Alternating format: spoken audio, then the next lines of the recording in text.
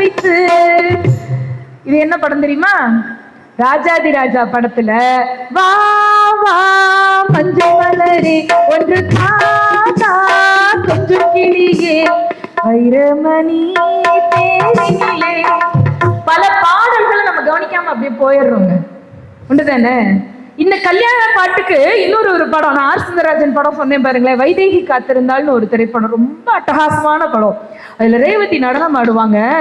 மாவிலை தோரணம் ஆடிய காரணம் தேவியின் திருமணமோ, ஆளில்லையோ தொடராளில்லையோ அதில் ஆடிடும் என் மனமோ, காதலின் கைவரமோ அதில் மாமுழக்கை வருமோ, மஞ்சத்திலே கொஞ்ச கொஞ்ச அங்கை ஊடல் கெஞ்ச கெஞ்ச மறந்து சுவைக்கும் நெஞ்சில் இன்றைக்கு இந்த ஆனந்தமே இன்பத்தில் மனமே.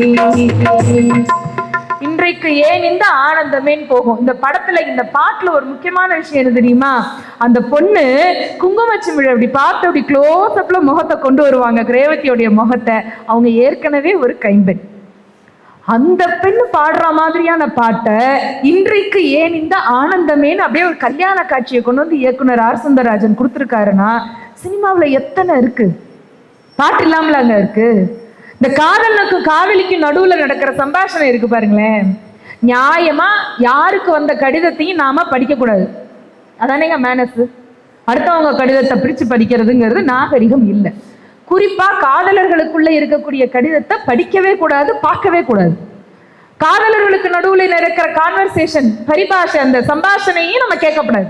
ஏன் கேட்டோம்னா நமக்கு கிறுக்கு பிடிச்சிரும். அவங்க அடிச்சுக்கிற மாதிரியே பேசுவாங்க, பார்த்தா கடைசியில கொஞ்சிக்கிட்டு இருப்பாங்க. இப்படி இருக்கும்ல.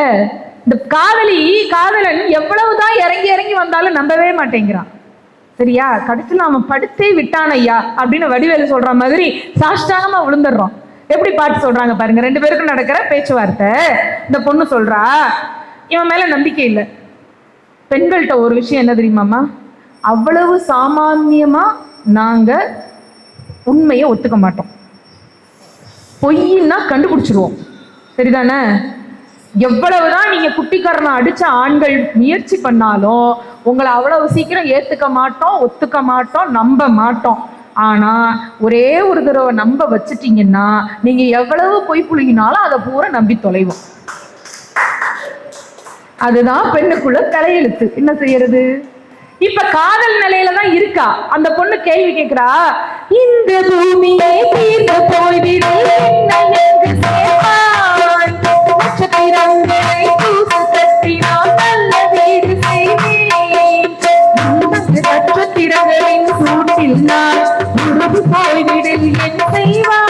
உறுதிய துளிகளை ஒன்றாக்கி என்னுடைய தந்தை நான் தருவேன்.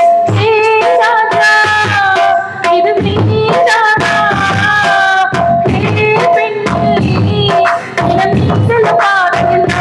இருந்தால் நான் பாவிப்பேன் என்னை. எப்படி? தினம் நீ செல்லும் பாதையில் முள் இருந்தால் நான் பாய் விரிப்பேன் என்னை. இது நடக்குமாங்க? எங்கேயாச்சும் கதை விடுறோம். ஆனா அந்த பொண்ணு நான் நம்புகிறேன் உன்னை. இப்படி ஒரு அடிமை நமக்கு வாழ்க்கையில கிடைக்கவே மாட்டாயா. தினம் நீ செல்லும் பாதையில் முள் இருந்தால் நான் பாய் விரிப்பேன் என்னைனா அப்படின்னா என்ன அர்த்தம்? எம்மா நீ நடந்து போனீன்னா உன் கால் நோகும் எம்மா, நான் என்னையே உனக்கு பாயாக அர்ப்பணிக்கிறேன்னு அவன் சொல்றானா. இது எங்கிருந்து வந்து தெரியுமா? வள்ளுவ பெருந்தகை சொன்னாரு, பெண்ணினுடைய பாதம் எப்படியா? அனிச்சமும் அன்னத்தின் தூவியும் மாதரடிக்கு நெருஞ்சி பழம். அனிச்சு அவ நடந்து போற பாதையில் என்ன காட்டுக்குள்ளையா போறா?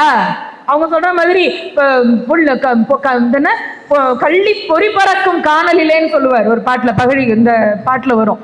அது மாதிரி வெயில்ல நடத்து அதெல்லாம் தேவையில்லை. நார்மலான தெருவில் நடந்து போகும்போது சாதாரணமா ரோடு தானே இருக்க போது நெருஞ்சி முள் இருக்கல் இல்லை, ஆனால் அதுவே நெருஞ்சி முள் மாதிரி இருக்கும் என்று வள்ளுவருடைய பாட்டுல இருந்து கொண்டு வர்றார். இன்னொரு காதல் பாட்டு ஒன்று சொல்றேன் பாருங்க. காதல்ல பிரிவு. இந்த பாடல் இதுக்கு முன்னாடி எல்லாம் இந்த பாட்டை ஒப்புமை பண்ணி சொன்னேன்னா, இப்ப இந்த பாட்டு ஆச்சரியமா பாப்பீங்க நீங்க.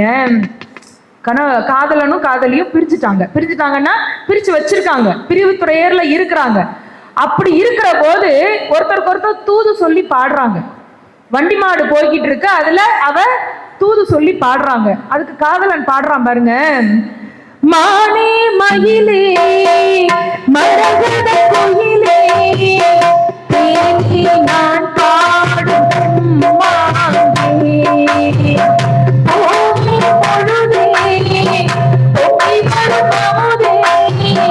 காதில் கேட்டாலும் நான்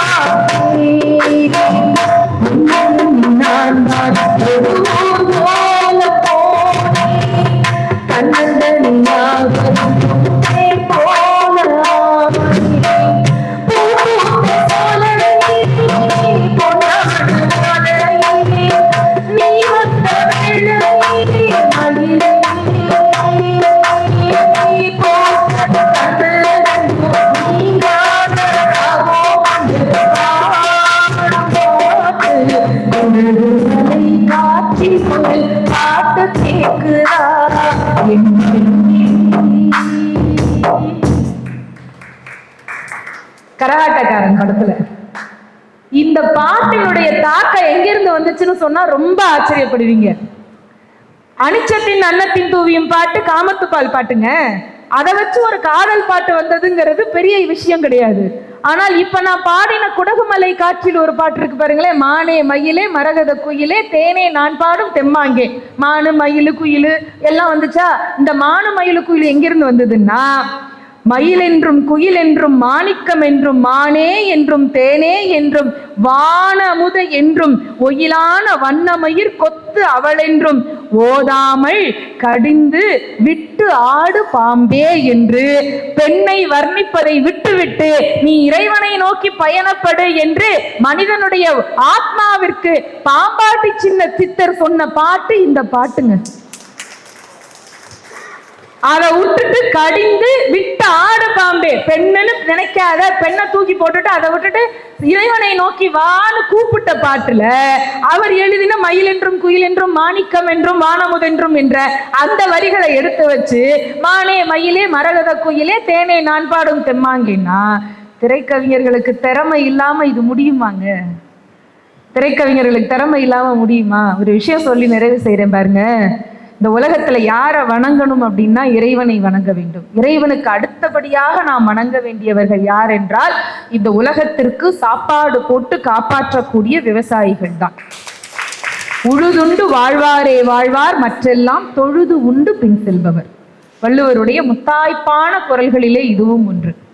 இந்த வள்ளுவர் சொன்ன இந்த கருத்தை எடுத்து வச்சு அருமையா கொடுத்திருப்பாங்க கவிஞர். எப்படி தெரியுமா? உலகத்துல நீ யாருக்கு வேணாலும் கை கட்டலாம், சேவை செய்யலாம். 4 அறைக்குள்ளதானே நம்ம இருக்கோம், 3ஆம் பேருக்கு தெரியாதுன்னு நினைச்சு ஒருத்தனை ஏமாத்துறதுக்காக அவன் காலில் விழுந்து வெக்கமில்லாம அவன்கிட்ட மண்டி இடலாம், மானத்தை இழந்து மண்டி இடலாம்.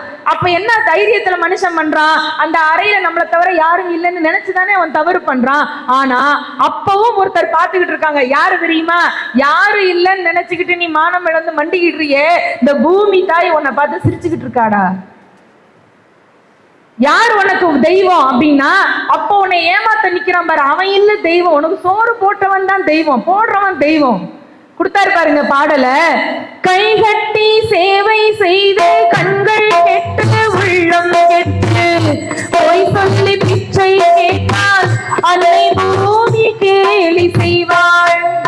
பேர் கொண்ட மன்னன் ஏது, பேர் சொல்லும் புலவன் ஏது, பேர் கொண்ட மன்னன் ஏது, பேர் சொல்லும் புலவன் ஏது, ஏர் கொண்ட உழவன் இன்றி போர் செய்யும் வீரன் ஏது, ஆரோடும் மண்ணில் என்றும் நீரோடும், நீரோடும் என்றும் எங்கள் பேரோடும், போராடும் வேலை இல்லை யாரோடும் வேதம் இல்லை, ஊரோடு சேர்த்துண்ணலாம்.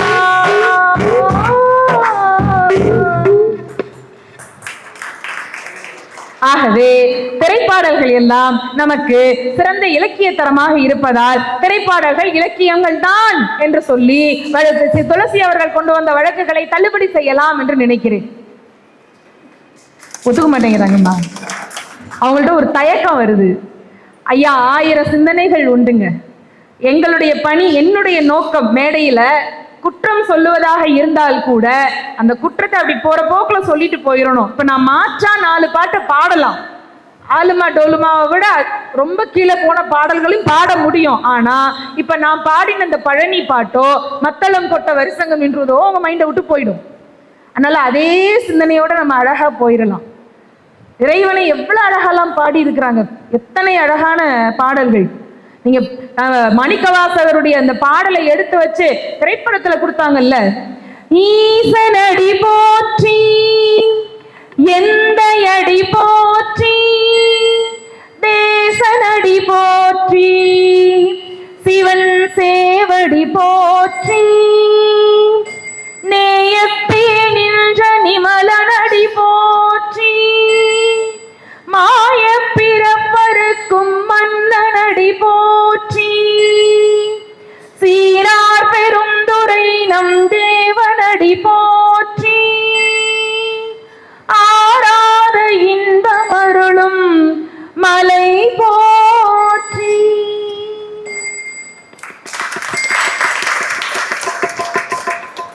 இருந்தாலும் திரைப்பாடல்கள் இது போன்ற பாடல்களுடைய எண்ணிக்கை இப்பொழுது பெருமளவு இல்லை. எங்க அம்மா போடுற காப்பி மாதிரி இருக்குன்னு சொல்லலாமே தவிர அம்மா போடுற காப்பி ஆகாது. பாட்டி வைக்கிற பாயசம் மாதிரி இருக்குன்னு சொல்லலாமே தவிர பாட்டி கைப்பக்குவம் வரவே வராது. எங்க அப்பா மாதிரி இவருன்னு நம்ம ஒருத்தரை பார்த்து மரியாதை செலுத்தலாமே தவிர 1000 பேர் வந்தாலும் அப்பா ஆகவே ஆகாது. தந்தை ஒருவன் தான், பிள்ளைக்கு தந்தை ஒருவன், நம் எல்லோருக்கும் தந்தை இறைவன். வரிகள் நிறைய இருக்குங்க. ஆனால் என்ன தெரியுமா பிரச்சனை? இன்னைக்கு இந்த வரிகளை எல்லாம் தேடி எடுத்து படித்து குறித்து கொண்டு வந்து மேடையிலே சொல்ல வேண்டிய வேலை எங்களுக்கு இருக்கிறது. அதை கேட்பதற்கும் ஆர்வம் உள்ளவர்கள் தேர்ந்தெடுத்து வரக்கூடிய சூழல் இன்றைக்கு இருக்கிறது. நிஜத்தையும் நம்ம சொல்லணும்ல. நீங்க எல்லாரும் வந்ததுல ரொம்ப மகிழ்ச்சி, ரொம்ப பெருமை. இவ்வளவு ஆர்வமா கேட்குறீங்க. அதனாலதான் ஆசையில இன்னும் இதை சொல்லுவோமா அதை சொல்லுவோமான்னு எனக்கு கிடந்து மனசு துடிக்கிறது. விட்டா இன்னும் 1 மணி நேரம் பேசலாம் நம்ம. ஆனாலும் இந்த இடத்துல ஒரு ஒரு மலினமான ஒரு நிகழ்ச்சி நடக்கிறது என்றால் ஊர்ல உள்ள அத்தனை இளவட்ட பிள்ளைகளும் வந்து கூடிடுறாங்களே, கவலையா இருக்குல்ல. கோயில்ல சாமி தூக்க ஆள் குறைபாடு வரக்கூடிய கொடுமையை இன்னைக்கு நாம பார்த்துக்கிட்டு இருக்கோங்க. சில ஊர்கள்ல அது இருக்கு. சாமி தூக்க ஆள் இல்லை, ஒரு வீதியை சரி பண்ண ஆள் இல்லை, ஒருத்தனுக்கு புத்திய சொல்றதுக்கு ஆள் குறைவாக இருக்கிறது. அதை நம்பிக்கையோடு எடுத்து நடத்தி கொண்டிருக்கிறோம் நம்மை போன்ற சிலர் தான். பரவாயில்லை, பரவாயில்லை, அதனால தவறு கிடையாது. உலகத்தினுடைய நன்மைக்காக யாரோ ஒருவர் பிரார்த்தனை செய்தால் கூட பகவான் அதற்கு செவி சாய்த்து நம்மை காப்பாற்றுவான். இது சத்தியம். நல்லார் ஒருவர் உளரேல் அவர் பொருட்டு எல்லோருக்கும் பெய்யும் மழை. அந்த நல்லவங்க பட்டியல நம்ம சேர்ந்துக்குவோமே. நம்ம நல்ல விஷயத்த பேசுவோம், நல்ல விஷயத்த கேட்போம், நல்லதை கொண்டு போய் பிள்ளைகளுக்கு சொல்லுவோம். இந்த இலக்கிய நிகழ்ச்சிகளுடைய பயன் என்ன என்று கேட்டால் இந்த சிந்தனை இன்னும் நாங்க இப்ப செய்திருக்கிறது ஒரு சின்ன தூண்டுதல், அவ்வளவுதான். இந்த சிந்தனை உங்கள் மனதிலே, என்ன எங்களை விட படிச்சவங்க, விவரமானவங்க, பெரியவங்க எல்லாரும் கீழே இருக்கீங்க, உங்கள் மனதிலே அது பறந்து விரிந்த ஒரு பெரிய சாம்ராஜ்யத்தை உருவாக்கி அது யாரோ ஒரு 4 பிள்ளைகள் செவிற்கு சென்று அவர்கள் மனதை திருத்தினால் அதுதான் தமிழ்ச்சங்கம் செய்திருக்கக்கூடிய சாதனையாக இருக்கும். அந்த வகையிலே திரைப்பாடல்களிலே நிறைய நல்ல செய்திகள் உண்டு. ஆனாலும் மொழி இன்றைக்கு சிதைந்துதான் இருக்கிறது. உறவுகளின் மேன்மையை பிள்ளைகள் புரிந்து கொள்வதிலே குறைபாடுகள் இருந்து கொண்டுதான் இருக்கிறது. உறவுகளுக்குள்ளே எதிர்பார்ப்பு தான் அதிகமாக இருக்கிறதே தவிர அன்பு குறைந்து கொண்டுதான் இருக்கிறது. சமூகத்தின் மீதான அக்கறை நமக்கும் அதற்கும் தொடர்பே இல்லை என்கின்ற ஒரு தலைமுறை உருவாகக்கூடிய காரணத்தினால் அந்த பங்கிலே திரைப்பாடல்களுக்கும் ஒரு முக்கியமான பங்கு உண்டு என்ற காரணத்தினால் வழக்கறிஞர் சுமதி அவர்கள் கொண்டு வந்த 3 குற்றச்சாட்டுகளும் உண்மைதான். எனவே திரைப்பாடல்கள் தானே தவிர அவை ஒரு நாளும் தமிழ் இலக்கியங்கள் ஆகாது என்று சொல்லி நல்ல வாய்ப்பிற்கு நன்றி கூறி நிறைவு செய்கிறேன். நன்றி, வணக்கம்.